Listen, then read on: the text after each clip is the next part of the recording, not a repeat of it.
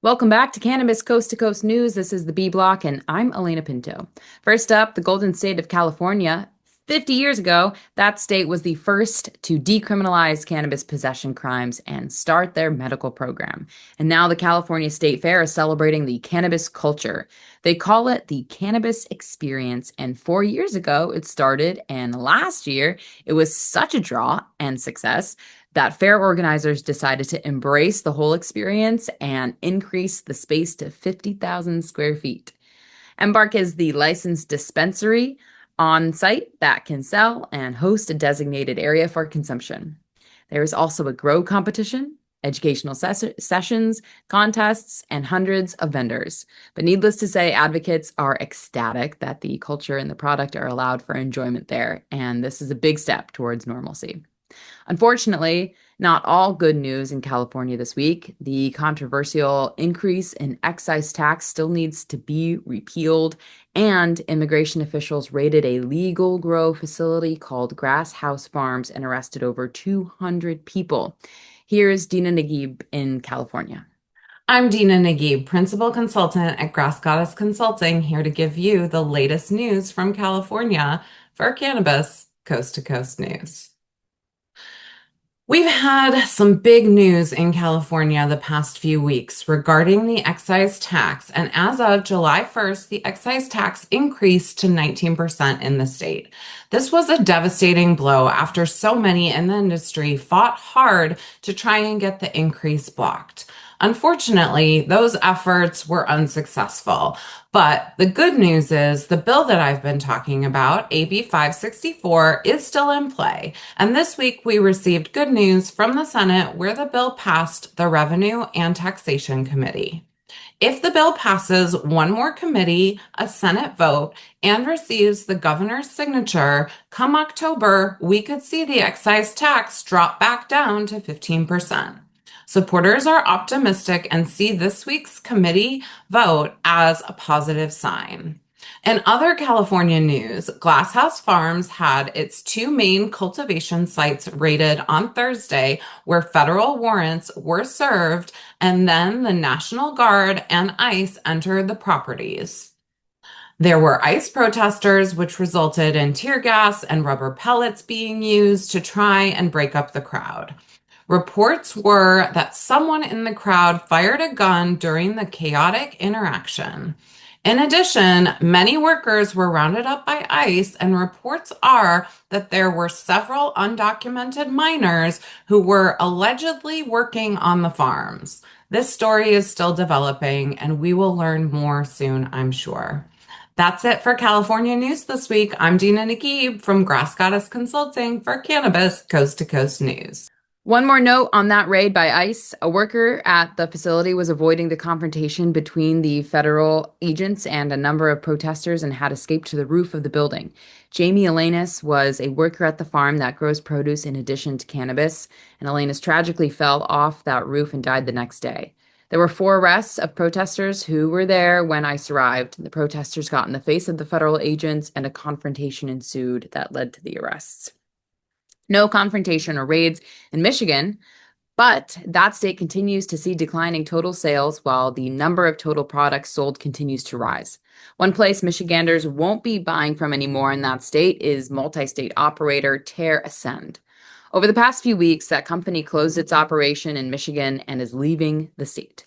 As Amie Carter tells us, no one is upset to see an MSO leave the state since her state celebrates the craft grower and the small businessman. Here's Amie in Michigan. Hi, everyone. I'm Amie Carter with Michigan Weedsters, and welcome to this week's Cannabis Coast to Coast News. Let's jump right in. Michigan's weed market is experiencing its first real slump since legalization. Adult use cannabis sales have dipped year over year for 4 consecutive months. While dispensaries are still moving more product than ever, falling prices and an oversupply are affecting profits and tax income. The average price per ounce, a wallet-friendly $63. Regulator warning: Michigan's leading cannabis regulator is pushing for stronger enforcement powers. They want the ability to immediately suspend the licenses of businesses that break rules, aiming to tackle that pesky oversupply. Plus, new cap on cultivation facilities might be on the horizon. Exciting news, a powerful coalition is banding together for Lobby Day in Lansing, Michigan. Join forces with the Michigan Weedsters, Americans for Safe Access Michigan, the Democratic and Republican Cannabis Caucuses, and Michigan NORML as we unite to oppose House Bill 4391. The date is Thursday, July 17th, and the location is Lansing, 9 a.m. Let's make our voices heard. Together, we can protect our rights and say no to roadside saliva testing. Don't miss this chance to meet your senators and advocate for what you believe in. That's a wrap for this week. I'm Amie Carter. We'll see you next time. A year ago, reputable polling company Pew Research conducted a survey and poll of adults over the age of 21. That old survey concluded that over 68% of adults want to see the plant medicine legalized. This time, the same research firm conducted another survey, and now that number has increased to 87% who want to see the plant decriminalized. That's almost 9 out of 10 people surveyed. The percentage of adults who want to see all adults have access to legal weed is 54%, but the other group that has accepted its medicinal value increased to 33%, bringing that total to its highest point yet, a total of 87%. One state that continues to prepare for an adult use market is the state of Virginia, where the outgoing prohibitionist Governor Glenn Youngkin is gone at the end of this year. We know Joe Parsons is counting the days, and now he has our Virginia report. I'm Joe Parsons with the Virginia Cannabis Connection from Higher Education's Coffee Talk, sponsored by 97.5 3WV and reporting for Cannabis Coast to Coast News. The Joint Commission to oversee the transition of the Commonwealth into a retail market held an in-person and open to the public meeting at the General Assembly building on July 9th at 1 p.m. The purpose of the meeting was to discuss Virginia's eventual introduction into the retail market that was promised to begin by 2024. With the governor's race getting underway, the committee wants input from the public and businesses on ways to make the transition as smooth and as profitable as possible. Last week on Coffee Talk, I had the president and founder of Patients at a Time as our guest. Mary Lynn Mathery, a retired naval nurse, founded Patients at a Time, a nonprofit organization, in 1995 as a way not only to get the general public educated on the medicinal values of cannabis, but to also educate doctors and nurses and help them accept the proven science that cannabis was not the harmful poison that the big pharmaceutical companies would have them to believe it was.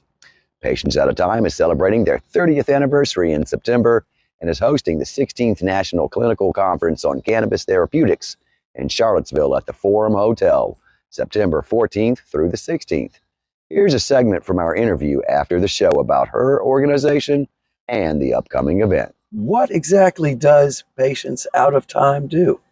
Well, Patients Out of Time, as its name speaks, we're very concerned that patients need cannabis medicine now. So we were formed to basically educate healthcare professionals and the general public about the endocannabinoid system and the therapeutic use of cannabis so that they understand how to use it safely and effectively. There'll be a conference coming up. Can you tell us a little bit more about that? Yeah, we're celebrating our 30th anniversary, and on our website you'll see the podcast of Road to 30. So we're interviewing a lot of people who've helped us over the years. This year we'll be hosting the 16th National Clinical Conference on Cannabis Therapeutics. It's going to be held in Charlottesville, Virginia, at the Forum Hotel, September 14th to the 16th. Well, that's going to do it for this week from Higher Education's Coffee Talk, sponsored by 97.5 3WV in Charlottesville, and reporting for Cannabis Coast to Coast News.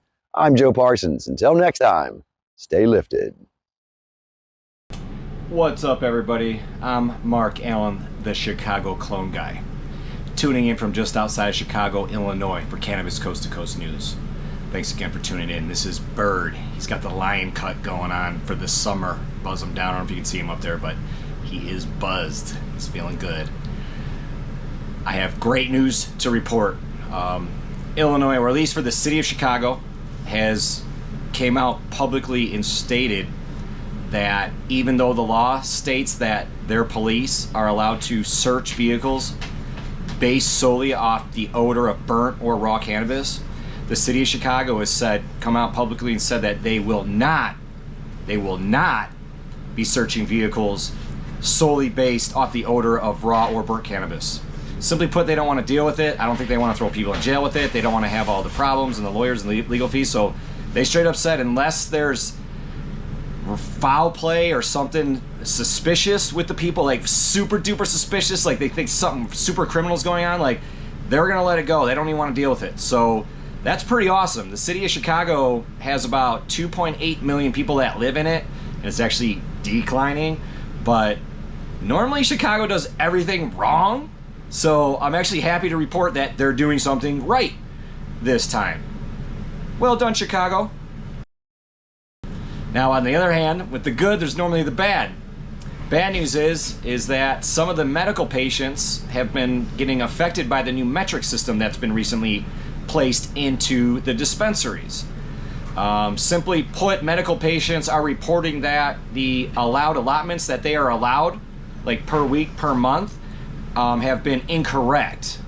So supposedly, allegedly, the new system is throwing off people's totals and not allowing medical patients to get sometimes the amount of medical product that they need.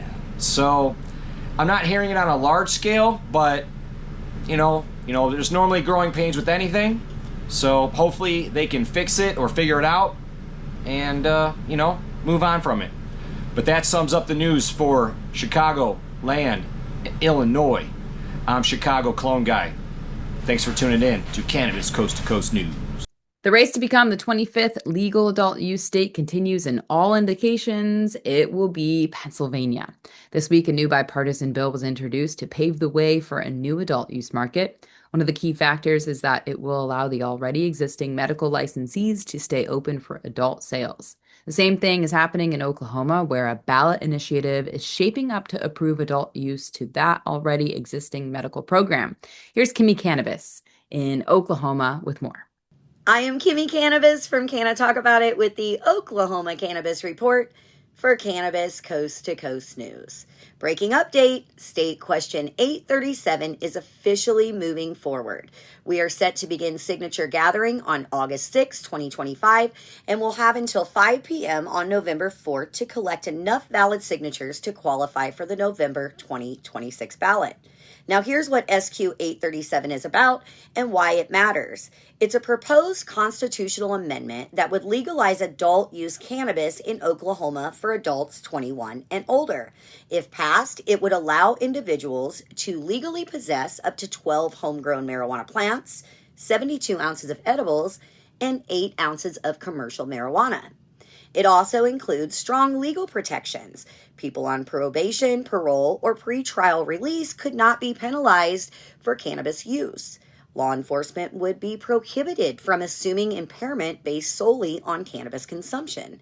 And it would protect the consumers from being denied housing or employment due to marijuana use. SQ 837 would also change how cannabis is taxed, removing the current 7% excise tax on medical marijuana and introducing a 10% excise tax on adult use sales. Revenue would support state, county, and municipal budgets. If federal legalization happens, it would even allow Oklahoma to export cannabis with a 3% export tax applied. Here's why this moment is so critical. SQ 837 went unchallenged after it was filed, just before Governor Stitt signed Senate Bill 1027 in May 2025.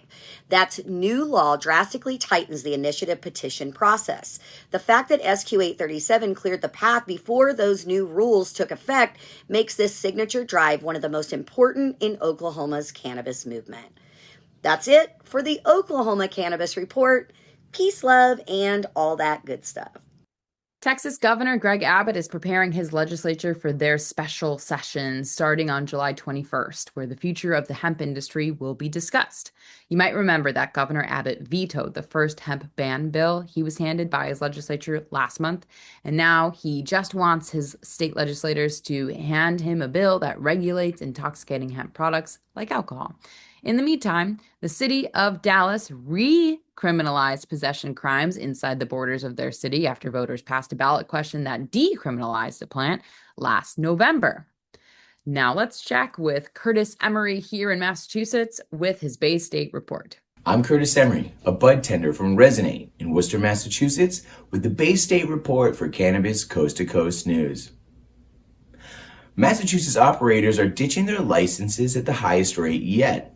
As of May this year, 23 operators have either surrendered or allowed their licenses to lapse. Of those 23 operators, 4 retail locations closed completely, the total number of retail closures in the year 2024 alone. Operators are pointing towards the strict tax law in Massachusetts, specifically community impact fees, which have caused some operators to go into some serious debt. While many operators own more than one license, this is obviously representing a new problem in mass cannabis, which will continue to affect operators as time goes on. A continuing story here in Massachusetts. On June 30th, the CCC issued a summary suspension order against Assured Testing Laboratories, an independent testing laboratory here in the state. The order claims that Assured has been misrepresenting their results, specifically when it comes to mold and yeast counts in their samples. According to the state, Assured testing samples fail at a rate 90% higher than those of other testing laboratories in the state. According to Assured, they've been working with the state to try to tighten up their process. Assured has now filed a complaint with the Suffolk County Superior Court. This complaint was filed on July 3rd, a day before the state had ordered Assured cease all operations. Assured's complaint, they were not given due process or a chance to defend themselves and explain the situation. And on top of that, they claim that they've been working with the state to try to tighten up their standards, which was misrepresented in the suspension order. The CCC is cracking down on such bad actors to maintain the trust in the community and the safety for consumers in the state. Should be interesting to see how this story develops as time goes on. Until then, I've been Curtis Emery. It's time to turn to our friends across the pond. This is our international cannabis report. There's another European nation moving towards decriminalization. This week, the Czech Republic cleared the way to legalize possession and gave citizens the green light to grow 3 plants at home. The governing body there has put in place possession limits, and this happens at home and in the public. Czech citizens will be allowed to have just over 3 ounces at home for a limit of 100 grams and 25 grams in public. Now, let's check in with Dave Barton in the UK. I'm Dave Barton from Thermidor with your UK Cannabis Report for Cannabis Coast to Coast News. The world's largest organic medical cannabis deal, worth £7 million, will see closer bonds built between New Zealand producers and the UK medical market. The deal between Kiwi company Puro and IPS Pharma in the UK was inked at the New Zealand High Commission in London last month and was reported during Cannabis Europa. Medical cannabis, good for sleep? That's a question many insomniacs here in Britain are asking. While the answer seems somewhat obvious, a lack of clinical research has kept evidence purely anecdotal until now. A new study, which saw 20 insomnia sufferers try medical cannabis, found that a single oral dose decreased total sleep time and time spent in REM sleep, without any observable change in alertness the next day. While more research is needed, given how common it is, could insomnia be the breakthrough qualifying condition for medical cannabis to increase patient numbers here in Britain? That's all for this week's UK report. I'm Dave Barton from Thermidor reporting for Cannabis Coast to Coast News. This is Debi Facey with the Canadian Coast to Coast Cannabis News Report.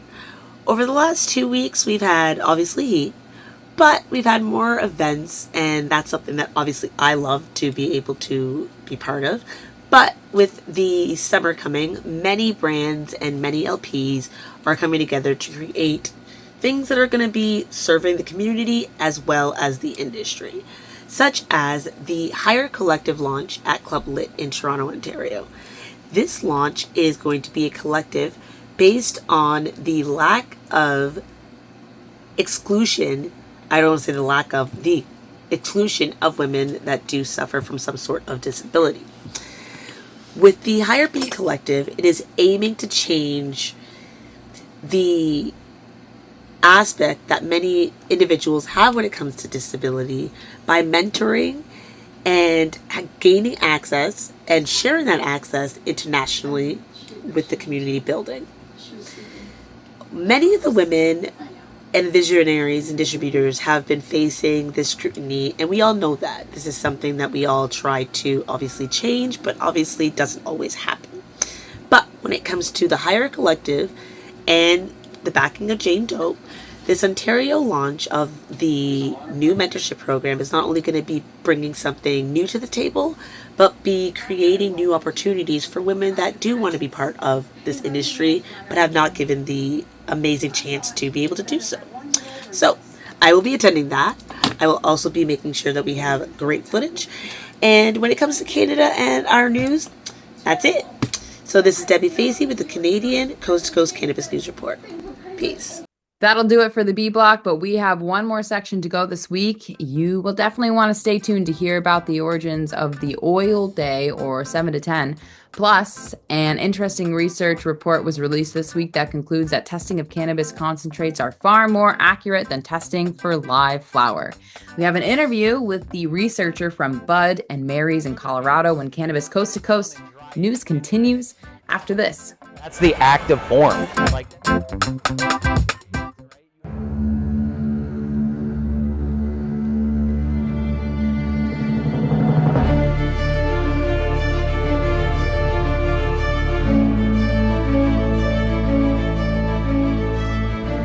What if we're right?